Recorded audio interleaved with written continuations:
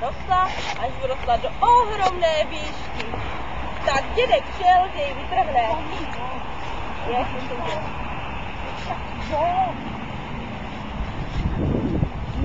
Tahal a tahal, ale řepa nepovolila. Zavolal si babku. Zavolej. Pojď sem, babko. Tak tahali spolu. Chytli se a táhli, ale řepa pořád nic. Babička zavolala na pomoc vnučku. Vnučko. Tak, chytli se, řepu chytli a táhli, ale řepa nepovolila. Vnučka zavolala pejska. Pejsku, pojď sem.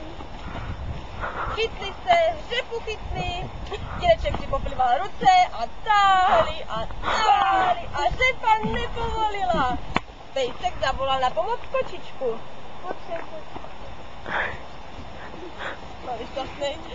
Chytli se, dědek pleskl, chytl řepu, táhli a řepa nepovolila.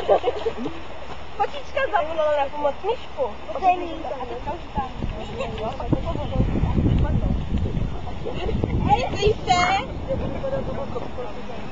Chytli se, táhli a až ju vytáhli.